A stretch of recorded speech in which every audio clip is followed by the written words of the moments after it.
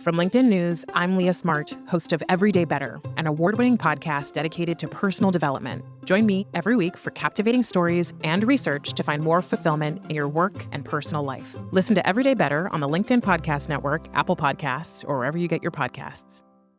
Did you know that small and medium businesses make up 98% of the global economy, but most B2B marketers still treat them as a one-size-fits-all?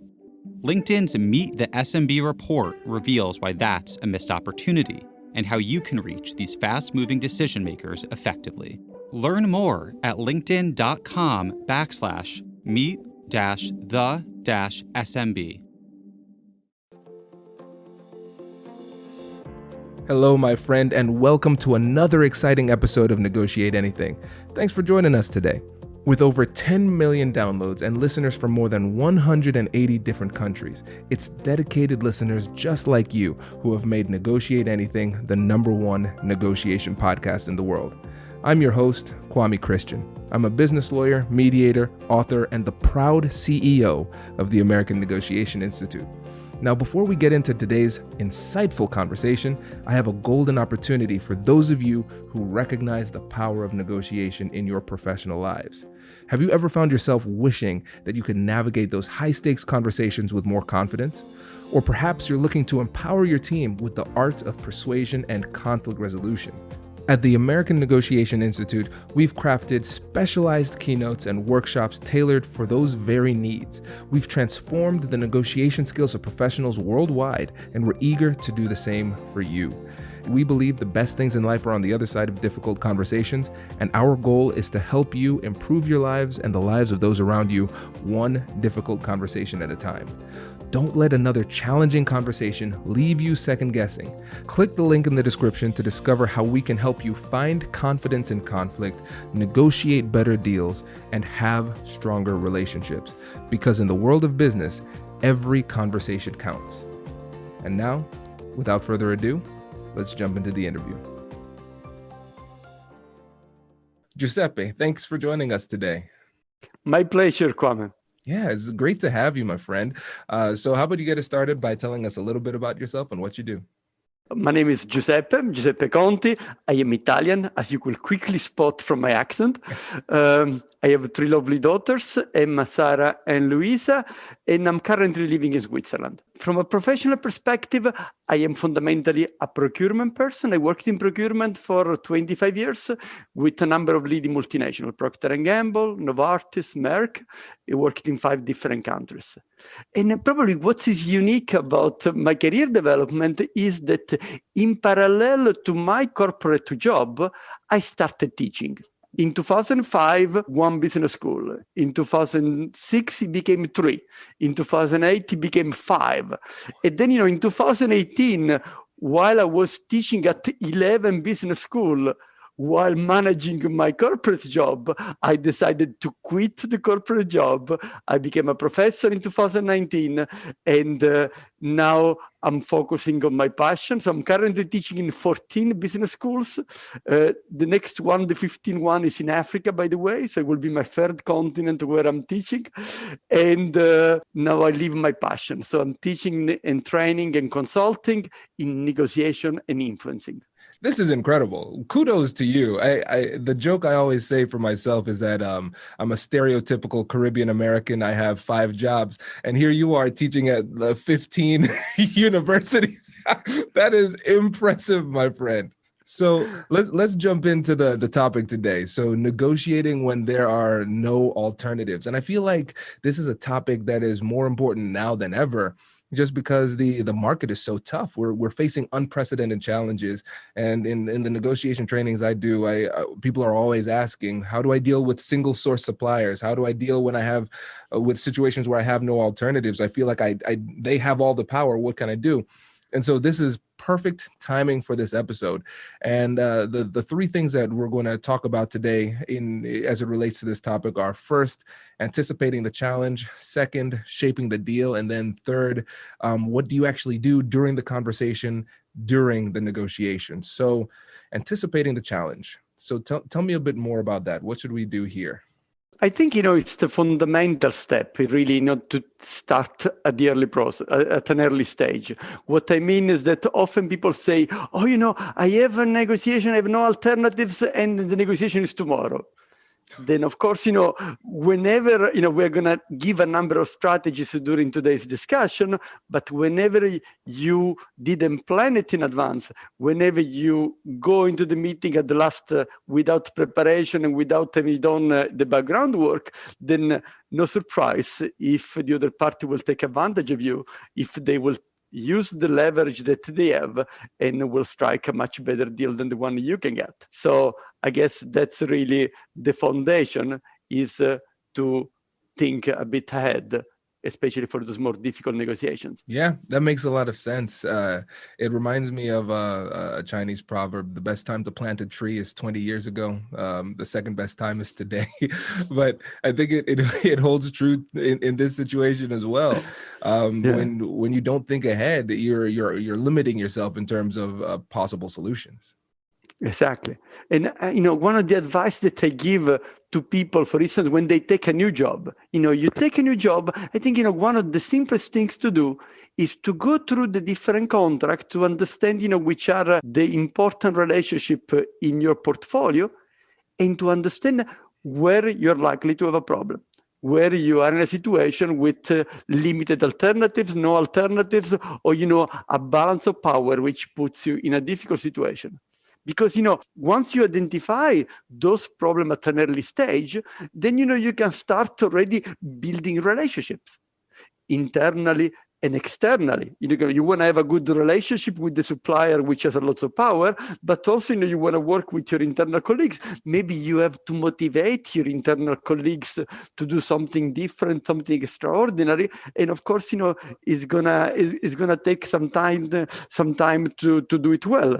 And then, of course, as you do those things, then, you start looking for alternatives. You start building alternatives that will make you in a stronger position, will put you in a stronger position when you're actually going to have the negotiation sometime in the future. Yeah, it makes a lot of sense. And I really like just how it's such a simple step, but so very important. And I feel as though sometimes it's those simple steps that are so crucial, but because they're simple, we often overlook it, right? And essentially what you're saying is we need to be proactive. We need to think ahead and recognize where are the relationships where we could potentially have a problem. Because the thing is, when everything is okay, then we sit back, we get really relaxed, and we say, well, everything's okay, I don't have a problem. And then when a problem comes up, we're not prepared. And so even when things are good, we need to recognize which relationships that we have in our life, which business relationships we have that exist where the person has a disproportionate amount of leverage. And so if they're our only option, then they have a disproportionate amount of leverage. And so then you start to build your strategy from there. You're saying, if something goes wrong, what do I do? Exactly. And so when it comes to anticipating the challenge, you mentioned we want to think about the relationships with the external stakeholders. We want to think about it from the internal side. And I think procurement gives us a really good framework for us to look through this.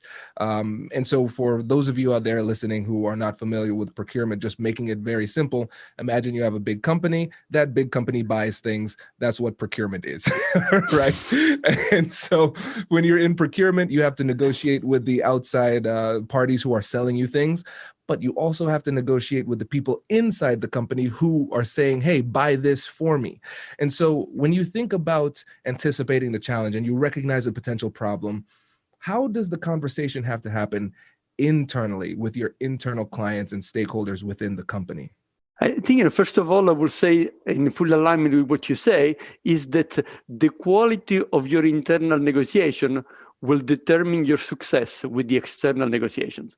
And the internal negotiation, of course, are more challenging because, when you're negotiating buyer and seller. Okay, there is somebody who wants to buy, somebody wants to sell. There is a reciprocal interest to do business most of the times.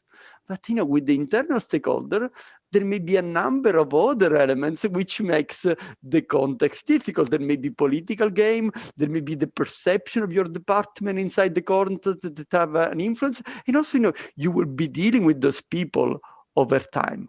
And one of the key advice that I will give is the foundation internally is trust, relationship, rapport, is the human side. People will buy your ideas because they buy you.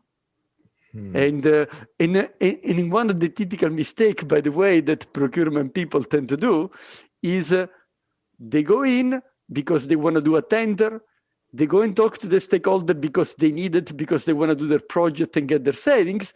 Then they disappear for 2 years. Then they come back 2 years later and say, hey, by the way, can we do another tender?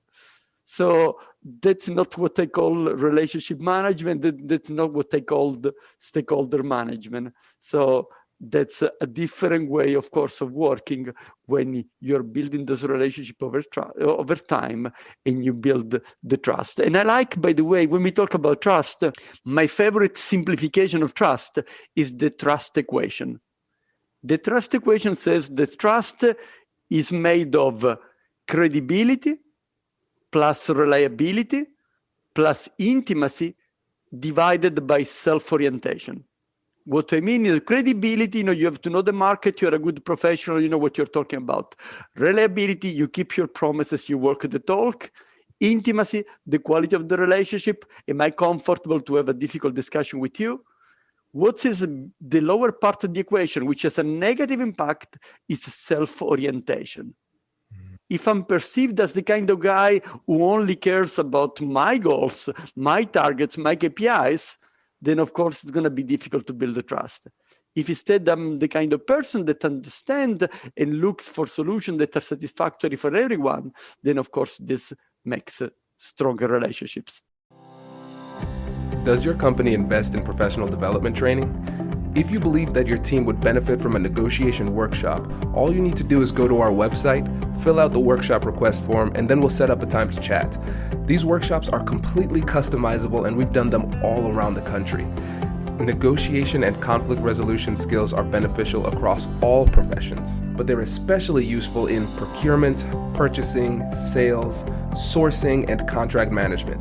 Our calendar is filling up quickly, and we even have some workshops scheduled for next year. If you think you might want one, I'd suggest reaching out soon so you don't miss out. Check out the link in the description to learn more. And now, back to the show. Small and medium businesses don't have time to waste, and neither do marketers trying to reach them. On LinkedIn, more SMB decision makers are actively looking for new solutions to help them grow, whether it's software or financial services. Our Meet the SMB report breaks down how these businesses buy and what really influences their choices. Learn more at linkedin.com/meet-the-SMB. That's linkedin.com/meet-the-SMB. This is great. So listeners, okay, I hope you paid attention to that point. I always encourage the listeners to give a 5-star point. So you identify something in the episode that is worthy of a 5-star review on the podcast player. For me, that's my 5-star point right there, because I think that's brilliant. It really is brilliant, because you have to consider when you're building trust with other people, the impact of your self-orientation, right? How selfish they perceive you to be. How focused on yourself and your needs are you in this situation? And that will pull away and deter and detract from the amount of trust that they feel. And I think about, again, when you think about procurement, for example, your goal usually is to get the best deal possible. So something that has a quality that is sufficient at the lowest price, the best possible product at the lowest possible price. And so if you're only focused on the numbers and hitting those numbers for yourself, the internal stakeholder, that doesn't feel good. I remember doing a negotiation training for a big hospital system, and they say our internal clients, our stakeholders, the people that we're buying things for, are surgeons. Surgeons are very particular about the product that they have. You can't just say, hey, Miss Surgeon, I got this for you. It was really cheap and I'm happy about it. You have to build that relationship and have them feel comfortable with it, with the fact that you actually have their back. You're actually looking out for them. And when they do feel as though you actually have their best interest in mind, not just your interest in mind, it leads to a higher level of trust. Absolutely. That's great. Well, any other major takeaways before we transition into shaping the deal? Well, I think, at this stage, we'll probably also look at building alternatives, right? We talked about the idea of building alternatives. Now, there are a few situations where, you're just stuck. It's a pure monopoly. There is one customer, one buyer, or whatever, and then, there are no many options. But most of the times, that's not the case. We create the limitation ourselves, but there are a number of tools that we can use in order to broaden the number of alternatives that you can use. For instance, we can qualify a supplier from another geography, from another continent that is going to come through. What maybe you can do is go for vertical integration. What I mean with vertical integration, you start making it yourself. When I was working at Procter & Gamble, for instance, we were producing bleach in a number of remote locations. Bleach is a product for poor people. And our plants were in a remote location. And, at best, there was one blow molder that could make the bottle from us. So we were in a single source supply type of situation. Now, we started to make the bottles ourselves. And this prevented us, from being exploited in those type of situation. Or maybe if I think about my pharmaceutical experience, then sometimes contract manufacturing. Okay, you can either let somebody else do it for you, or you can ask one of your plants to produce the products. So this gives you alternative, even if there is only one contract manufacturer that can do it. You can move to performance specification to increase the number of options that you have. If you're buying an equipment, you can look for the used market. And then you may look for those kind of things. You can look at new technologies. By the way, one of my favorite is you can buy from the same company, but from a different division of the same company. Let me give you a real life example that even non-procurement people can connect to. In Europe, one of the cheapest rental company is called Auto Europe. There are bigger names like Hertz, Avis, etc. And, Auto Europe is a company that is quite popular in Europe. Now, what many people do not know is that Auto Europe has a European website, has an American website, and the prices are different. Oh. So you can still buy from Auto Europe, but you may buy from the American as opposed to the European and get a better deal. That's incredible. So the idea is that there are possibility to look for alternatives. But maybe again, think about non-procurement people. Let's imagine a situation. You have a friend, an electrical engineer in Colorado Springs, and he tells you, hey, I'm really not happy with my career. But, I am really a specialist. I am an expert. There is only one company that can give me a job. So I have to continue to work with them. Now, that's a mindset, that I hear quite often, that people, limiting their alternatives because of what they decide to do. Now, of course, you can do something. Maybe you can remove a barrier. You say, well, I don't have to live in Colorado Springs. Maybe I can work in all of Colorado, in all of the US, in all of the world. And then, you ended up having more choices. Then, okay, you are an engineer. So maybe you can do other type of engineering jobs. And maybe it may not even be a purely technical job. You may end up, being a technical project manager. Maybe, you can develop, you can do additional qualification, you can get another degree or just get a certification that will open up different kind of things. So you see, there is a way of looking at it. Oh, I have only this company that works me and my company is not, my career is not evolving too bad for me. Or you may start saying, okay, wait a minute, let me do something so that I can broaden my horizon, broaden my outlook. This is great. And I think really all of those great tips can be tied into one word. It's creativity, right? We're thinking outside the box. We're expanding our horizon. We're considering other alternatives that are different from what our narrow original mindset might have been. And so I think that's, again, a great example of just the power of creativity in negotiations. And remember this, you're going to be more creative when you are under less pressure. That's why this falls so perfectly within anticipation, because whenever you're under pressure, when you have time pressure or you're feeling a lot of stress, it has a focusing effect, right? When you're afraid of something, you think about the fight or flight response. What ends up happening is you focus on that thing that scares you. A really interesting example is when they think about sketches in criminal types of scenarios. They say if somebody's holding a gun to your head, somebody could describe the gun with a lot of detail, but they won't be able to describe the person's face because they're focusing on the thing that scares them the most. And so again, that's why we want to try to have these creative type of brainstorming conversations within our team and within ourselves when we have time. That's why it's so important to think ahead, so you're not under time pressure when it's actually time to negotiate. And in fact, one of the simpler strategy to increase your creativity is to give yourself some time to think it over. So you look at the situation and then you let pass 1 hour, 1 day, 1 week, whatever is needed. And guess what? This is gonna increase the number of ideas. That's the approach that Thomas Edison used, to do his work, right? You don't come up with the best idea in a minute. You have to let it sink inside you, and then it's gonna give you much more option. Fantastic. Well, let's transition into shaping the deal. And so now we're actually at the point where we're negotiating with the other side, and we're talking about deal structure. So what are the main things that we need to think about when we're talking about actually shaping the deal at hand? Well, I think a good starting point is already thinking about preparing the negotiation in writing. Is something that people tend to try to put everything into their head, and realistically, that doesn't really work. Because as you have a good negotiation preparation template, and maybe as you start reflecting, this is going to help you to think a bit in broader terms. For instance, one of the questions that we can ask ourselves is, how can I be more attractive to my supplier or to my customer, right? Let's assume that, the relationship is good, but, you still want to try to get a better deal.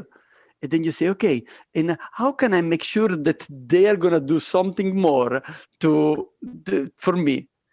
And then, you may say, okay, what many people think is, okay, maybe I'm going to give them more business in another business unit, or maybe in another geography, so that, that expands the pie for them. But, there are many other things that you can do.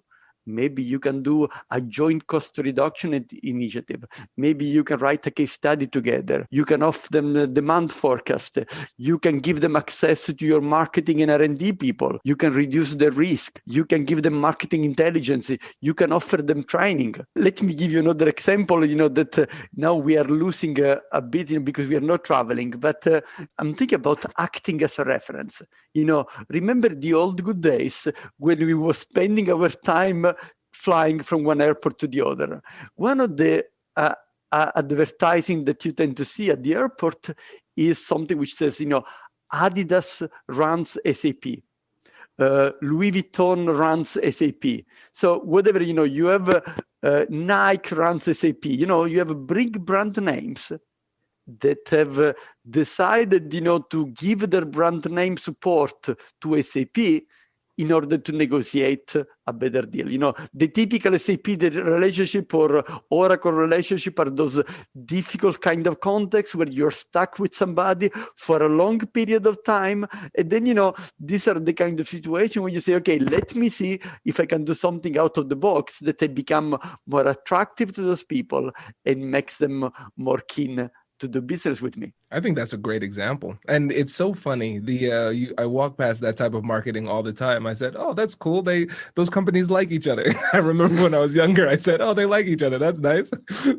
I didn't consider when I was younger just how much like negotiation went into that, because that's an incredible amount of value, being able to pair yourself publicly in such a public forward-facing type of way. But again, it's a great example of a unique deal structure helping to move things along when it comes to breaking through in these tough negotiations. And, there are situations where you may not have alternatives, right? Or you have limited alternatives, and you have to think a bit deeper about what you're going to do. The idea is maybe you want to make them feel some pressure, even if they have most of the power, you want to take some action to make them feel some pressure. There is an example that comes into my mind. At the time I was heading packaging procurement for Novartis. I was having a difficult relationship with a supplier that was making pumps for nasal spray. And, it is a fairly complex product. It takes 13 small parts, to be able to make it, to dose it properly into your nose. And I was stuck with only one supplier, and this supplier was taking advantage of the situation. Now, what we decided to do is work with another supplier who was making pumps, but in a different type of industry, and they were prepared, to invest in order to develop something for us. And guess what? Then, we let somehow know the existing supplier that you were looking at alternatives. Maybe you let them meet in the reception. They ended up, being meet at the reception, or maybe one of the engineer by chance tells to one of their engineers about the fact that we are doing some work. And as we created this type of context, I've seen the attitude of the supplier, change, and immediately becoming much more cooperative and offering us more things and wanting to do a better relationship with us, etc. And by the way, what is interesting is that the new supplier never managed to make pumps to our specifications, but the simple fact that we tried then created a different dynamic into the relationship. And other things that you can do in those type of situation is pretend that you have competition. Now, maybe you send a request for proposal, even if you only have one supplier, those kind of tricky kind of things. But of course, it's a very dangerous strategy. And especially if you decide to do it, make sure that you have your organization lined up. You don't want to be in a situation where one of your technical colleagues gives away this information to one of their technical colleagues. Then, of course, your credibility is lost and the relationship is down the drain. And of course, they will end up taking advantage of the situation. Yeah, it makes a lot of sense. And really what we're saying here is, even if there are not alternatives, you can be creative in trying to manufacture the alternatives. And in the example that you gave, literally manufacturing alternatives, and you're introducing new competition into the market where it doesn't exist. And even if you insinuate that is something that you're trying to do, you leave those breadcrumbs for them to follow, to say, oh, wow, whoa, I'm not the only person, I'm not the only option. Okay, yes, then you can create some pressure. And again, I think people think too narrowly about this, and they only think defensively in these situations. And as a result, they don't see these unique opportunities to apply a little bit of pressure on the other side. They're just feeling the pressure. They're thinking about different ways for them to manage the pressure, but not thinking offensively in that situation. So I think this is a great way to balance the scale of power in these types of interactions. And in fact, if we look at negotiation strategies, one of the first advice that I give to my students, to my participants in corporate workshops, is to look at their button rather than your button. So maybe most of your listeners are familiar with the concept of BATNA, but just BATNA means best alternative to a negotiated agreement, which means the kind of alternatives you have if you're not able to close the deal. But you may also want to look at the alternatives of the other side, and this may change your perspective of the deal. And maybe let me make again a real life example that just happened recently that may explain this concept to the people that are not in procurement and sales and may struggle to understand some of the more detailed business example that I was giving. One of my friends has bought a new apartment, and she was moving from one apartment to the other. She got a bigger apartment, and she was leaving the old one. She came to me and told me, listen, I had some very nice curtains into my old apartment, but unfortunately, the window had a very strange shape. So the old curtains are not going to fit into my new apartment. It is really a pity because I had spent 2,000 euros in doing those curtains, and now they're worth nothing to me. Maybe I should try to sell them to the person that bought my apartment, even if I only sell it for 250 euros, that, at least is something. And of course, she was looking at the deal from her perspective, right? They're worthless to me. I paid 2,000 euros. If I can get 250, is better than nothing. But what I told her, look at the deal from the other perspective. Imagine the person that has just bought your apartment and is moving in. They have hundreds of things to do. They have, they are overloaded with all the different things that they have to set up. Will they be happy to have curtains into their house so that they don't have their neighbors looking into their apartment? And if they like your curtains, of course, if your curtains are very special, very extravagant, and the other people may not like it, then they're not going to buy it. But if they like them, well, they can really associate a lot of value to them, and they may be prepared to pay the price. Or maybe, you just give them a small discount. Maybe you just give them a small discount rather than just give them away, for no value, for no cost. And that's, the different perspective of looking at the deal from their perspective rather than your own perspective. Right. And that's a great example of demonstrating the strategic and tactical power of empathy. Right? Because in that situation, you're putting yourself in their shoes. You're putting yourself in their perspective to see how they're seeing, thinking, and feeling about the situation. In this situation, it's funny because if you think about it just from a self-interested point of view, it actually puts you in a worse position. And this is an example of where empathy can actually lead you to utilize a more aggressive strategy in the negotiation, even though it's a more transactional type of interaction. Let's switch gears to the third topic, which is negotiation techniques at the negotiation table. So let's say we're actually in the conversation. There's some things that we should do, some things we should avoid, and also psychology plays a role in that too. And as a psychology nerd, I'm really excited to hear about that. So where should we begin when we're talking about actual negotiation techniques? Let's start maybe with some of the classic. For instance, one of the things that you can do is bundle or unbundle things. What I mean, let's say that you have a raw material which is in single source supply, a raw material where there is competition, you put them together, and then since the supplier wants to win both elements, they may give you a better deal even when you are stuck with only one option because they have the incentive of wanting to win the other part. Or what you can also do is unbundle parts. So you can say, okay, I'm going to buy the machine from you, but the installation and the maintenance will be from somebody else.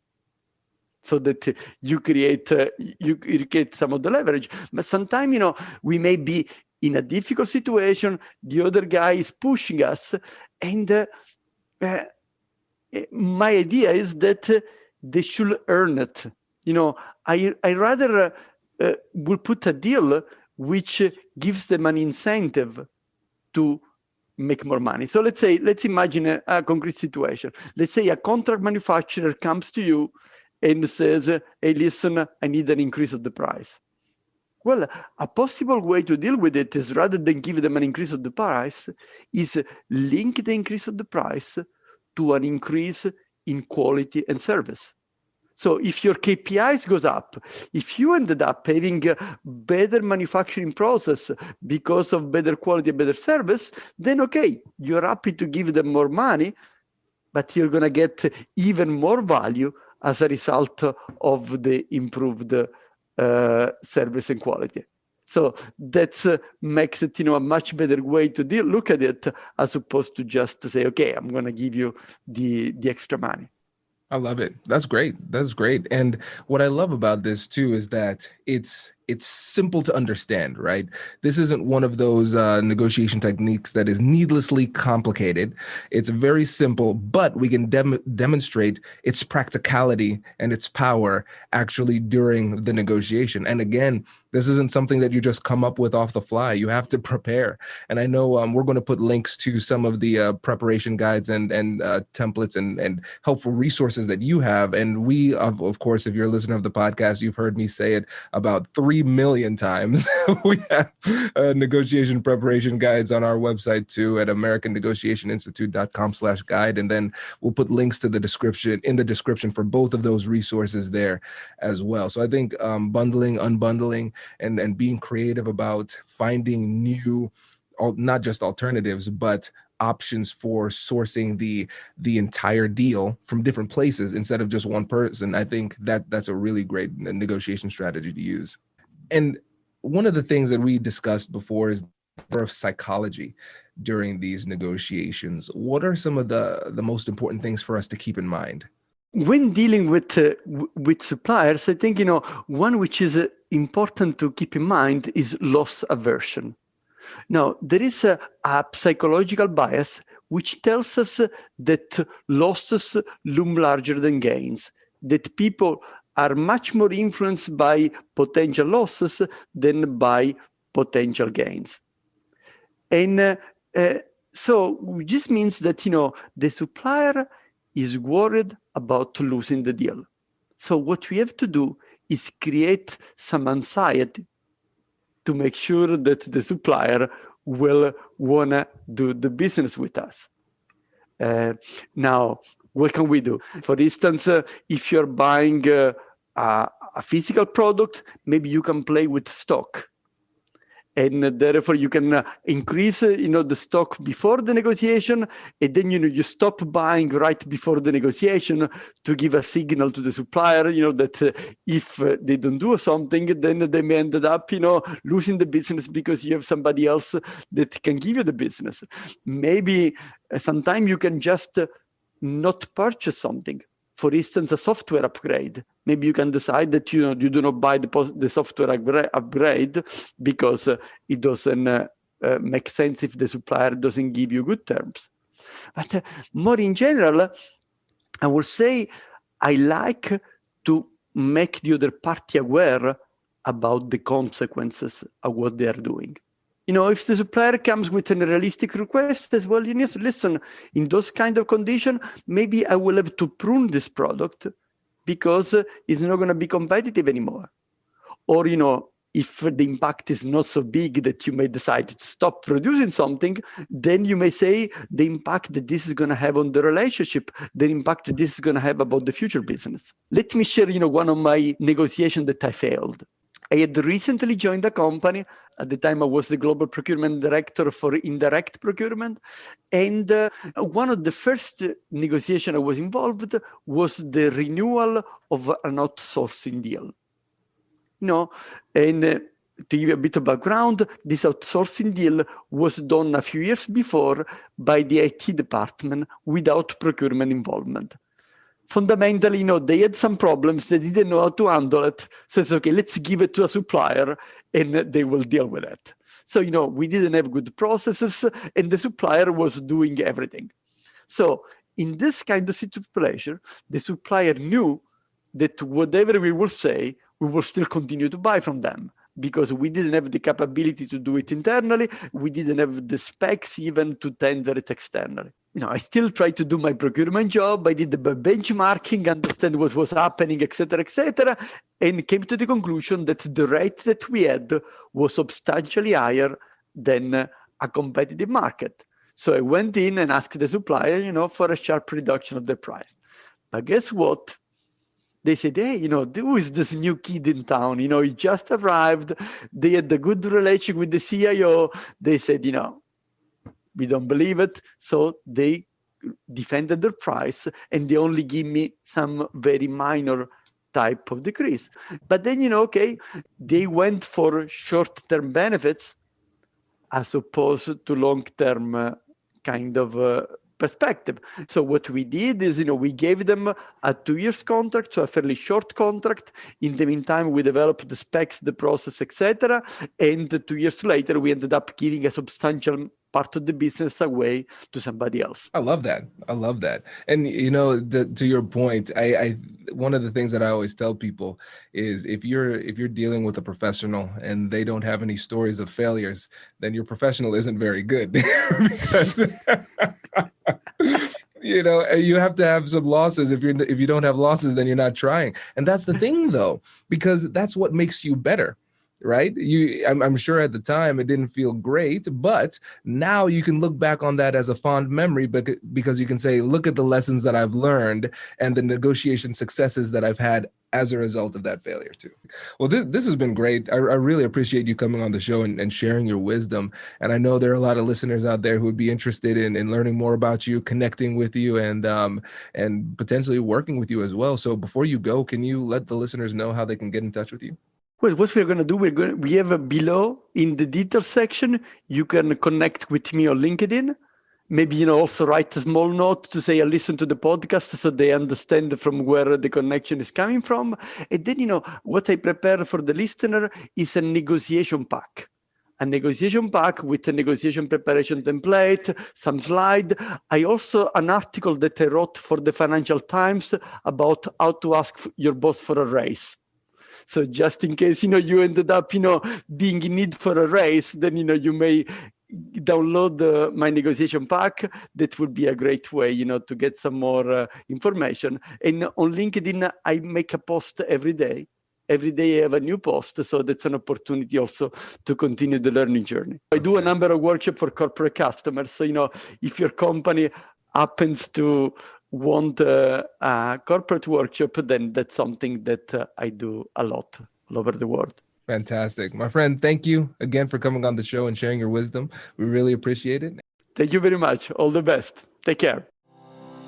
Congratulations! You've just joined an elite club. By listening to a full episode, you're now officially on the Negotiate Anything team. So welcome aboard. What most team members do is they subscribe to the podcast because that allows them to automatically get the latest episodes of the show. The best things in life lie on the other side of difficult conversations. Keep learning, keep practicing, and keep getting better. Your relationships will improve, your career will soar, and you'll have the confidence you need to get the most out of these crucial conversations. Again, thank you for joining the team. We're excited to have you, and I will see you in the next episode. I'll catch you later.